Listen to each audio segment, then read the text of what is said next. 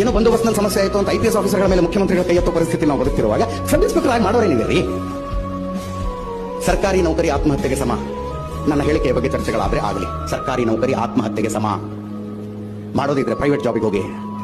ನಿಮ್ಮ ಕಷ್ಟಕ್ಕೆ, ನಿಮ್ಮ ಪ್ರತಿಭೆಗೆ, ನಿಮ್ಮ ಟ್ಯಾಲೆಂಟ್ಗೆ ತಕ್ಕಂತಹ ಪ್ರೋತ್ಸಾಹ ಅಲ್ಲಿ ಮಾತ್ರ ಸಿಗೋದು. ಅಲ್ಲಿ ಮಾತ್ರ ಸಿಗೋದು. ನೌಕರಿಗೆ ಸೇರಿಕೊಂಡ 1 ವರ್ಷದಲ್ಲಿ ನೀವು ನಿಮ್ಮ ಪ್ರತಿಭೆಯನ್ನು ತೋರಿಸಿದರೆ ನಿಮ್ಗಿಂತ 10 ವರ್ಷ ಸೀನಿಯರ್ಗಿಂತ ಮೇಲೆ ಹೋಗ್ತೀರಿ ನೀವು. ಸರ್ಕಾರಿ ನೌಕರಿ ಒಬ್ಬ ಅವಿವೇಕಿಗೆ, ಒಬ್ಬ ಮೈಗಳನಿಗೆ ಆದ ಯಾವಾಗ ಪ್ರಮೋಷನ್ ಆಗುತ್ತೋ ನಿಮಗೂ ಅವಾಗಲೇ ಆಗಬೇಕು, ಅವನಿಗೆ ಯಾವಾಗ ಸ್ಯಾಲರಿ ಆಗುತ್ತೋ ಅವಾಗಲೇ ನಿಮಗೂ ಆಗಬೇಕು. ಈ ರಾಜ್ಯದಲ್ಲಿ 2,20,00,000 ಉದ್ಯೋಗಗಳನ್ನು ಖಾಸಗಿ ಕ್ಷೇತ್ರ ಕೊಟ್ಟಿದೆ, 7 ಲಕ್ಷ ಉದ್ಯೋಗಗಳನ್ನು ಸರ್ಕಾರಿ ಕ್ಷೇತ್ರ ಕೊಟ್ಟಿದೆ. ಇನ್ನು ಕೊಟ್ಟರು ಹಬ್ಬ ಅಂದ್ರೆ 2 ಲಕ್ಷ ಉದ್ಯೋಗಗಳನ್ನು ಕೊಡಬಹುದು.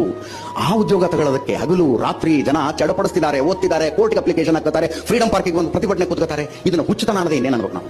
ಹುಚ್ಚುತನ ಅನ್ನೋದೇ ಇನ್ನೇನು ಅನ್ಬೇಕು. ಹೊಸ ದೇಶದಲ್ಲಿ ನಾವು ಬದುಕ್ತಾ ಇದ್ದೀವಿ. ಪ್ರಪಂಚದಲ್ಲೇ ಅತಿ ಹೆಚ್ಚು ಬಿಲಿಯನೇರ್ಗಳ ಭಾರತದಲ್ಲಿದ್ದಾರೆ. ನಂಬರ್ 1 ಅತಿ ಹೆಚ್ಚು ಬಿಲಿಯನೇರ್ಗಳ ಭಾರತದಲ್ಲಿದ್ದಾರೆ. ಹಾಗೆ ಬಿಲಿಯನೇರ್ಗಳ ಆದವರ ಪೈಕಿ 87% ಫಸ್ಟ್ ಜನರೇಷನ್ ಬಿಲಿಯನೇರ್ಸ್. 87% ಜನ ಫಸ್ಟ್ ಜನರೇಷನ್ ಬಿಲಿಯನೇರ್ಸ್. ಅವರಿಗೆ ಕುಟುಂಬದ ಆಸ್ತಿ ಬಂದಿಲ್ಲ, ಅವರ ಅಪ್ಪ ಕೋಟ್ಯಾಧೀಶ ಆಗಿರಲಿಲ್ಲ, ಅವರ ಅಪ್ಪ ಏನೋ ಬಿಸ್ನೆಸ್ ಎಂಪೈರ್ನ ಕಟ್ಟಿ ಇಟ್ಟಿರಲಿಲ್ಲ. ಓ ನನ್ನ ಮಗ ಬಂದು ಆಳ್ತಾನೆ ಅಂತ. ನಮ್ಮ ನಿಮ್ಮಂಥವರ ಮನೆಯಿಂದ ಬಂದಂಥವರು ಇವತ್ತು ಉದ್ಯಮದ ಜಗತ್ತನ್ನು ಆಳ್ತಾ ಇದ್ದಾರೆ. ಪ್ರೇರಣೆ ಆಗಬೇಕಾಗಿರೋದು ಅವ್ರು ನಿಮಗೆ. ಅವ್ರು ಪ್ರೇರಣೆ ಆಗ. ಎಲ್ಲೋ ವಯನಾಡಿನಲ್ಲಿ ಮುಸ್ತಫಾ ಅನ್ನೋ ಹುಡುಗ ಅವರ ಅಪ್ಪ 50 ರೂಪಾಯಿ ಕೂಲಿ ಮಾಡ್ತಿದ್ದಂತೆ. 50 ರೂಪಾಯಿ ಕೂಲಿ ಮಾಡ್ಕೊಂಡಿದ್ದ ಕೂಲಿಕಾರನ ಮಗ